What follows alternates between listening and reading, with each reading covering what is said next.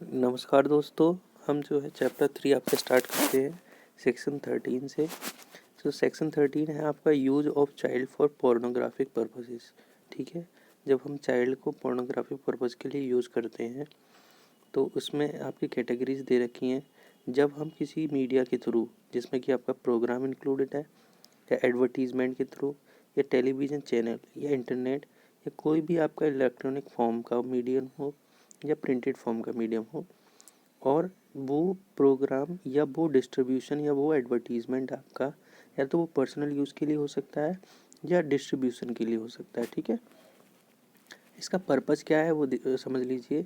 Sexual gratification. Sexual gratification होता है wanting of sexual desire. ठीक है, यानी कि तो उसके लिए वो अगर किसी चाइल्ड का रिप्रेजेंट करता है, सेक्सुअल ऑर्गन ऑफ चाइल्ड, या फिर usage of child engaged in real or simulated sexual acts with or without penetration, या फिर indecent or obscene representation of a child. ठीक है, उसके बाद shall be guilty of the offence of a child, ठीक, using a child for pornographic purpose, तो वो आपका गिल्टी होगा। उसके बाद एक्सप्लेनेशन है आपका for the purpose of this section child, use of child में क्या क्या इंक्लूड होगा कि चाइल्ड को किसी भी मीडियम, प्रिंट, इलेक्ट्रॉनिक, कंप्यूटर या किसी भी अदर टेक्नोलॉजी से प्रिपरेशन करना, प्रोडक्शन कराना, ऑफरिंग करना, ट्रांसमिटिंग करना, पब्लिशिंग करना, और आपका फैसिलिटेशन करना, डिस्ट्रीब्यूशन करना पोर्नोग्राफिक मटेरियल का। तो ये आपके जो है कंडक्ट हैं, आपके जो एक्टस्ट्रियस का मतलब ये आपके एक्टस्ट्रियस में आ जाते हैं, प्रोडक्शन, ऑफरिंग, ट्रांसमिटिंग, पब्लिशिंग। ठीक, तो ये आपका 13 कंप्लीट होता है। 14 में आपकी 5 कैटेगरी दे रखी हैं। सबसे पहले कैटेगरी, फर्स्ट क्लॉज की जो कैटेगरी है वो है, मान लीजिए सिर्फ जो पर्सन है वो सिर्फ सेक्शन 13 को कमिट करता है, यानी कि use of child for pornographic purpose, तो उसके लिए आपकी सज़ा दे रखी है 7 साल। ठीक है, वो सॉरी 5 साल और फाइन। अगर वही जो आपका सेक्शन 13 वाला वो दोबारा करता है कमिट, तो उसको 7 साल प्लस फाइन। तो पहले जो क्लॉज है उसमें सेक्शन 13 करता है सिर्फ तो 5 साल की, दूसरी बार कमिट करता है तो 7 साल प्लस फाइन। ठीक है, तो ये आपका पहली क्लॉज होगी। उसके बाद जो दूसरी क्लॉज है उसमें आपकी दूसरी क्लॉज की जो कैटेगरी है वो है आपकी सेक्शन 13 प्लस सेक्शन 3, यानी कि सेक्शन 13 के साथ साथ सेक्शन 3 वाला भी कमिट करता है। तब उसकी जो पनिशमेंट दे रखी है वो है आपकी वो है आपकी वो है आपकी कम से कम 10 साल, और जो कि आपकी इम्प्रिजनमेंट ऑफ लाइफ तक आपकी एक्सटेंड हो सकती है। And shall also be liable to fine, और उसको फाइन भी आपका देना पड़ेगा। थर्ड में जो है आपका कैटेगरी है आपकी सेक्शन 13 प्लस सेक्शन 5। अगर सेक्शन 13 के साथ साथ सेक्शन 5 होता है कैटेगरी वो कमिट, तो उसमें आपका rigorous imprisonment of life plus fine. ठीक है, तो थर्ड में आपका कौन सा है, सेक्शन 13 प्लस सेक्शन 5, तो अब आपका rigorous imprisonment of life plus fine. उसके बाद जो फोर्थ क्लॉज है उसमें फोर्थ कैटेगरी है आपकी सेक्शन 13 प्लस सेक्शन 7। ठीक है, तब अगर सेक्शन 13 प्लस सेक्शन 7 यानी सेक्शन 7 वाला भी कमिट करता है, तब उसको जो है इम्प्रिजनमेंट आपकी 6 ईयर से लेके 8 साल तक की सज़ा मिल सकती है, और विद फाइन। ठीक है, उसके बाद जो है आपका ये है फिफ्थ कैटेगरी में, इसमें सेक्शन 13 प्लस सेक्शन 9 यानी सेक्शन 9 का भी कमिट करता है साथ साथ, तो उसको जो है 8 से लेके 10 साल की पनिशमेंट, यानी कि 8 ईयर से लेके 10 साल तक एक्सटेंड हो सकती है आपकी पनिशमेंट, और आल्सो लायबल टू फाइन। ठीक है, तो इसकी पांचों कैटेगरी आपको क्लियर कर दी मैंने। पहले कैटेगरी में सिर्फ सेक्शन 13 है, दूसरी कैटेगरी में सेक्शन 13 प्लस सेक्शन 3 है, तीसरी कैटेगरी में सेक्शन 13 प्लस सेक्शन 5 है, और चौथी कैटेगरी में सेक्शन 13 प्लस सेक्शन 7 है, और पांचवी कैटेगरी में आपका सेक्शन 13 प्लस सेक्शन 9 है। उनके अलग अलग पनिशमेंट दे रखे हैं, वो आप देख लीजिएगा, वो मैंने बता भी दिए। ठीक है, उसके बाद सेक्शन 15 देखते हैं आपका, punishment for storage of pornographic material involving child. ठीक है, अगर कोई भी स्टोरेज आपने स्टोर की है कमर्शियल पर्पज़ के लिए पोर्नोग्राफिक आपका मटेरियल को, जिसमें कि आपका चाइल्ड इन्वॉल्व है, तो उसमें आपको जो है 3 साल की पनिशमेंट, आप ध्यान से सुनिए इसको, 3 साल की पनिशमेंट, और मतलब या फाइन। ठीक है, या तो 3 साल की पनिशमेंट या फाइन और विद बूथ। ठीक है, तो 3 तरह की इसमें, या तो 3 साल की पनिशमेंट दे सकते हैं, या सिर्फ उसको फाइन से इम्पोज कर सकते हैं, या उसको 3 साल प्लस फाइन भी दे सकते हैं। तो ये आपका सेक्शन 15 कंप्लीट होता है। उसके बाद अबेटमेंट, ठीक है। तो अबेटमेंट आपको 107 तो पता ही होगा आईपीसी का, तो इसमें ज़्यादा डिटेल में नहीं जाएंगे, ऊपर ऊपर से आपका पूरा पढ़ेंगे।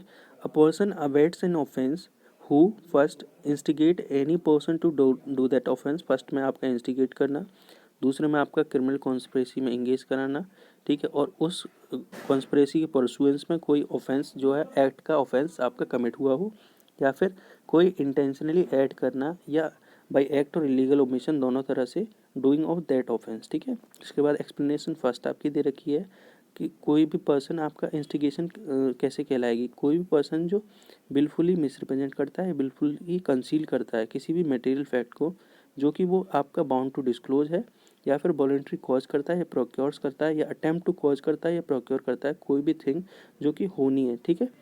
तो is said to instigate the doing of that offence, वो कहलाएगा कि उसने जो है उस ऑफेंस को इंस्टिगेट किया है। उसके बाद एक्सप्लेनेशन 2 कहती है whoever either prior to or at the commission of act, ठीक है। या तो पहले या at the time of commission of act कोई ऐसी चीज़ करता है जो कि क्या कहते हैं कमीशन ऑफ एक्ट को फैसिलिटेट करता है, तो वो ये कहलाएगा कि जो फैसिलिटेशन है वो ये कहलाएगा कि उसने जो है उस एक्ट को करने में उसको ऐड किया है, ठीक है। उसके बाद एक्सप्लेनेशन 3 कहती है अगर कोई भी पर्सन एम्प्लॉय करता है, या हार्वर करता है, या रिसीव करता है, या ट्रांसपोर्ट करता है किसी भी बच्चे को, ठीक है, और उसका मीन्स क्या है आपका by means of threat of force, ठीक है, or in any other form of coercion, abduction, fraud, deception, abuse of power of a position, vulnerability, or giving or receiving of a payment or benefit to achieve the consent of a person having control over another person. The purpose of any offence under this act is said to aid the doing of that act, ठीक है। मतलब इस commission में कोई भी ये जो हरकत इसमें दे रखी है, ठीक है, वो कोई भी हरकत करता है तो उसको जो है ऐसा माना जाएगा कि उसने ऐड किया है इस एक्ट को करने में। अब अवेटमेंट की पनिशमेंट कितनी है।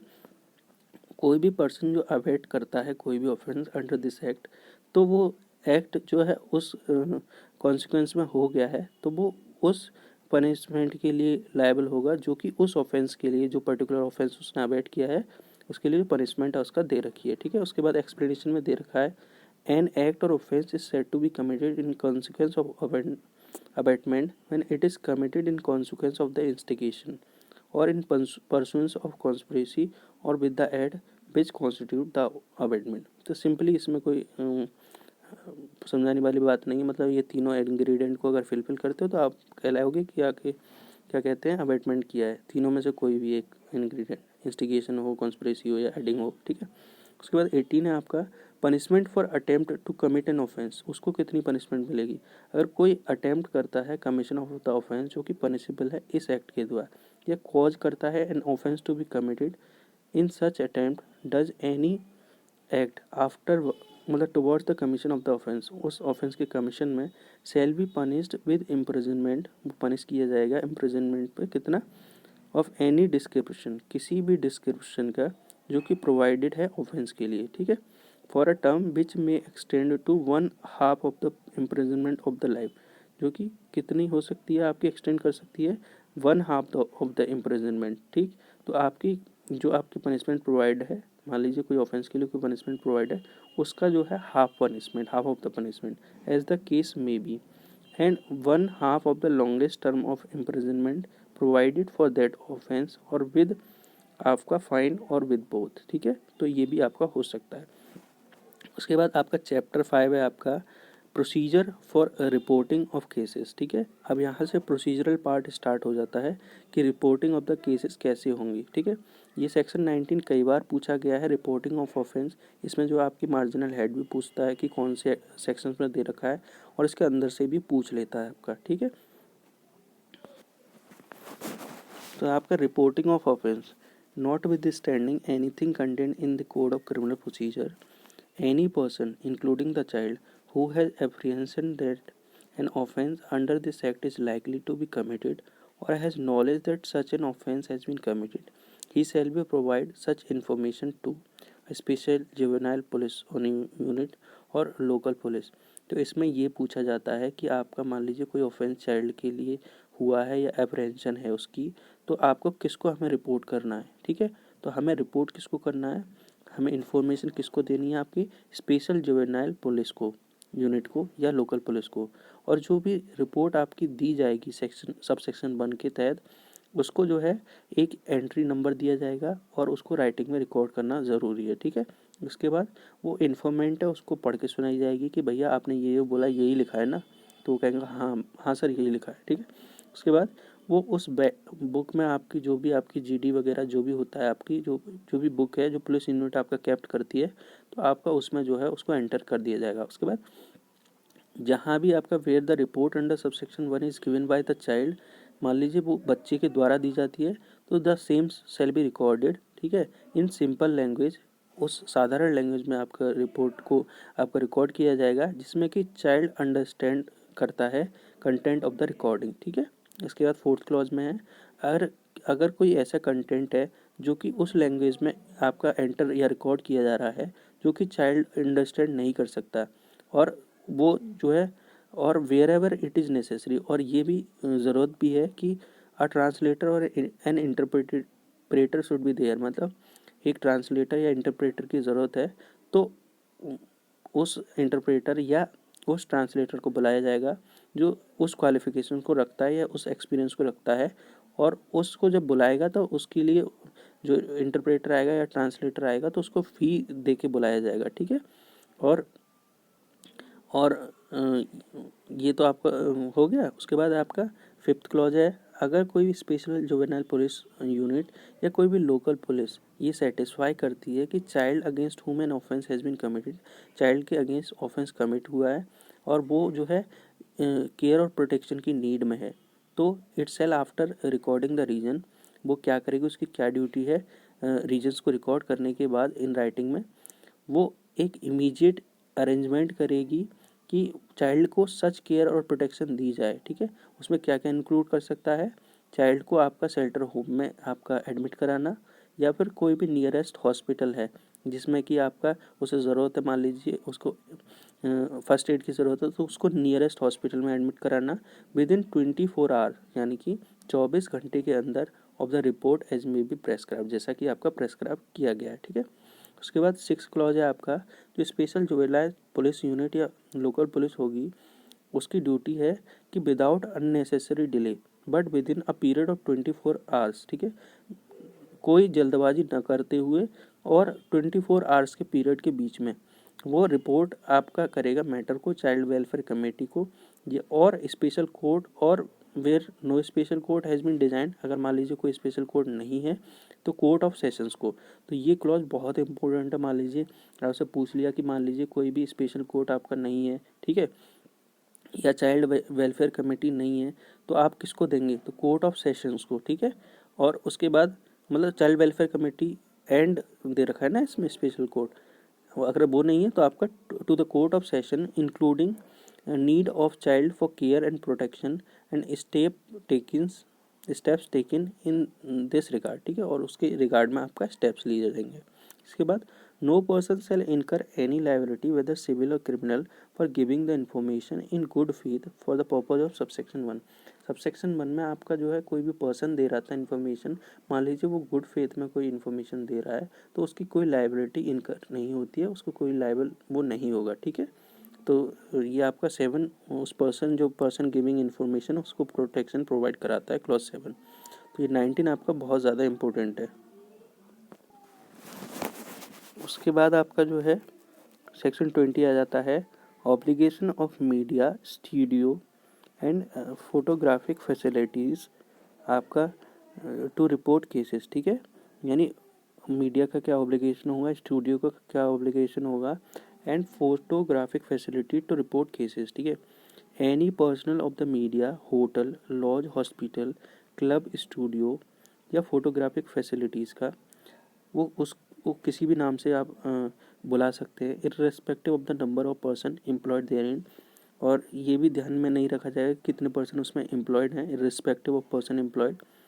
On coming across any material, अगर मान लीजिए वो किसी ऐसे मटेरियल के संपर्क में आते हैं, ठीक है, और object which is sexually exploitative, जो कि क्या कहते हैं, चाइल्ड को सेक्सुअली आपका शोषण कर रहा है, ठीक है, जिसमें कि आपका पोर्नोग्राफिक मटेरियल हो सकता है, सेक्सुअली रिलेटेड और making obscene representation of child या चिल्ड्रन वो हो सकता है, ठीक है। तो वो किसी भी मीडियम से हो सकता है। तो उनकी क्या ड्यूटी होगी कि they shall provide such information to the special juvenile police unit. तो जो भी आपकी स्पेशल जुवेनाइल पुलिस यूनिट है उसको इन्फॉर्मेशन देंगे, या फिर कोई भी लोकल पुलिस है as the case may be, ठीक है। उसके बाद आपका 21 आपका आ जाता है punishment for failure to report और रिकॉर्ड अ केस, ठीक है। अगर कोई पर्सन जो रिपोर्ट करने के लिए फेल हो जाता है commission of the offence under subsection 1 of section 19, यानी कि जो पर्सन आपका सेक्शन 19 में रिपोर्ट कर रहा इन्फॉर्मेशन दे रहा था वो मान लीजिए आपका फेल हो जाता है, या फिर कोई भी पर्सन जो कि क्या कहते हैं रिकॉर्ड ऑफेंस 19 क्लॉज 2 में जो कि आपका रिकॉर्डेड था, ठीक है, उसको फेल करता है, तो शैल be punished with imprisonment for either description which may extend to 6 month और with fine or with both, ठीक है। या तो 6 महीने की सज़ा या फाइन या फिर बोथ, ठीक है। उसके बाद कोई भी पर्सन जो कि इंचार्ज है किसी कंपनी का या किसी इंस्टीट्यूशन का, ठीक है, अगर वो report commission of the offence को रिपोर्ट करना आपका भूल जाता है सेक्शन सबसेक्शन 1 ऑफ क्लॉज 19 में, तो ठीक है, or in respect of a subordinate under his control shell be punished, उसको कितनी पनिशमेंट है आपकी 1 साल और विद फाइन, ठीक है, 1 साल प्लस फाइन, ठीक, और नहीं है इसमें 1 साल प्लस फाइन, ठीक। तो ये आपका क्या है 21 का क्लॉज 2 हो गया। ये कंपनी और इंस्टीट्यूशन के पर्सन के चार्ज में है तब की बात है। उसके बाद the provision of subsection 1 shall not apply to a child under this act, ठीक है। जो भी प्रोविजन है सबसेक्शन 1 के shall not apply to a child under this act, इस एक्ट पर अप्लाई नहीं होंगे। देखिए सेक्शन 21 क्लॉज 3 ना मोस्ट इम्पोर्टेंट क्लॉज है।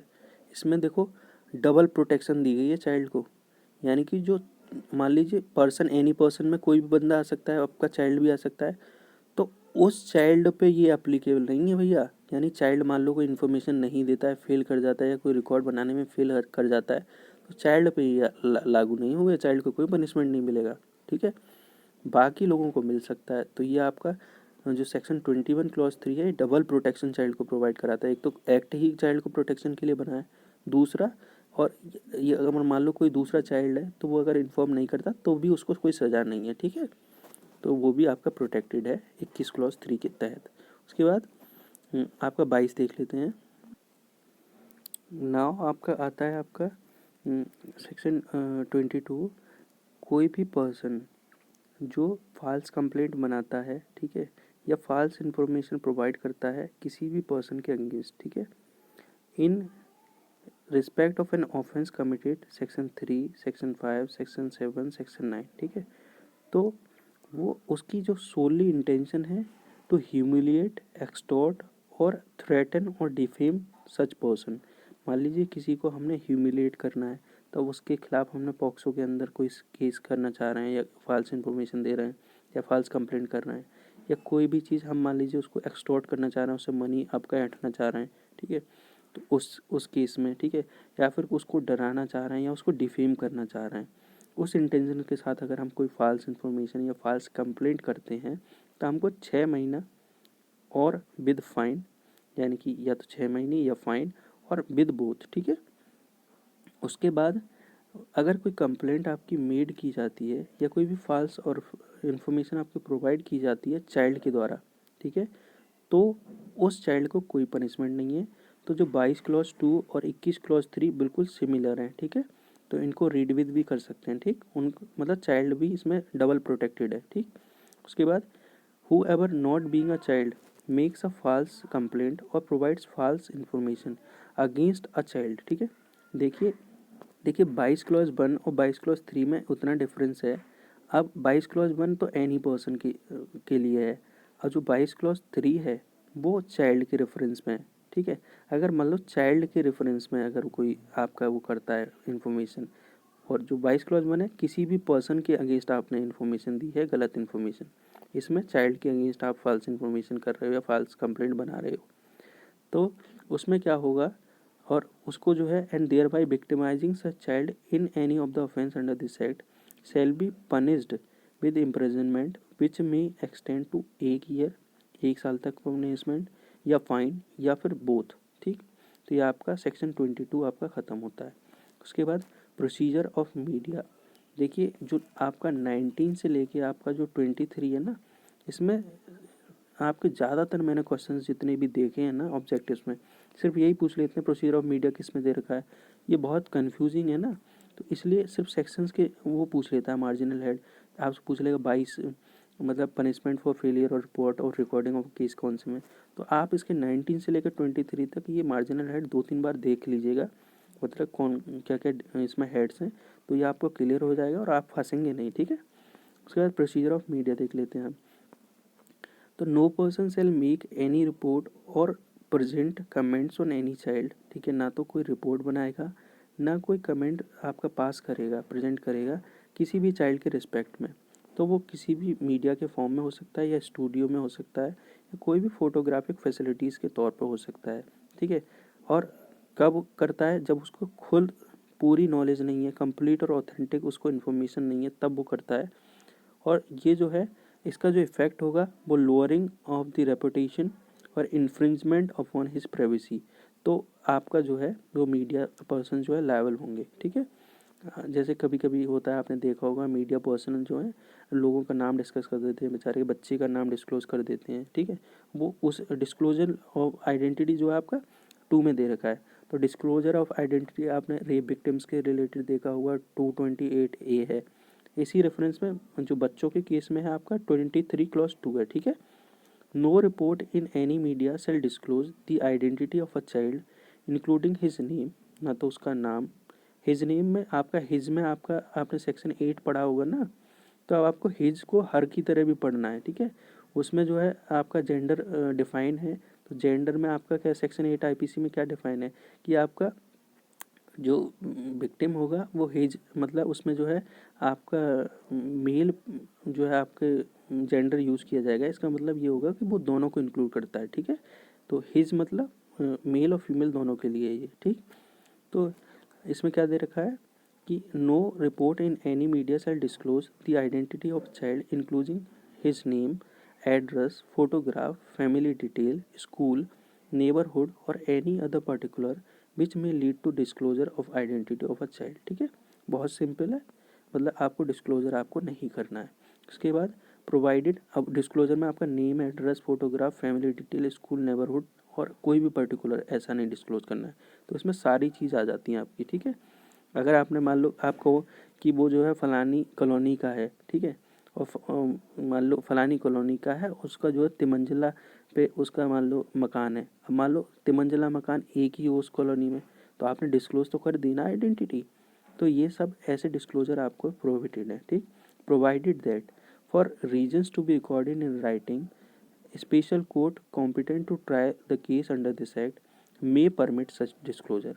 स्पेशल कोर्ट परमिट कर सकता है ऐसा डिस्क्लोजर, वो भी डिस्क्लोजर कब हो, जबकि इंटरेस्ट ऑफ द चाइल्ड के रेफरेंस में हो, तभी कर सकता है उस डिस्क्लोजर को स्पेशल कोर्ट भी अलाउ। ठीक है, उसके बाद 3 है आपका, कोई भी पब्लिशर या कोई भी ओनर है मीडिया का या स्टूडियो का या कोई भी फोटोग्राफिक फैसिलिटीज़ का पब्लिशर है या ओनर है, तो वो shall be jointly and severally liable for the act and omission of his employ. ठीक है, तो वो भी जॉइंटली लाइबल होगा अपने एम्प्लॉय के ऑफेंस, जो एम्प्लॉय ने ऑफेंस किया है उसके साथ। ठीक है, उसके बाद any person who contravenes the provision of subsection 1 or subsection 2 shall be liable to be punished with imprisonment of either description for a period which shall not be less than 6 months but which may extend to 1 year or with a fine or with both।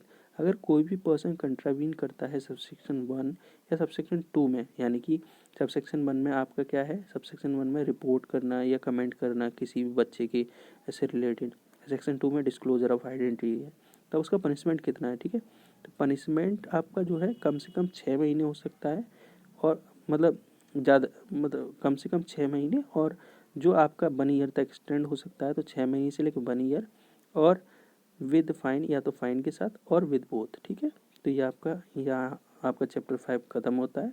धन्यवाद दोस्तों।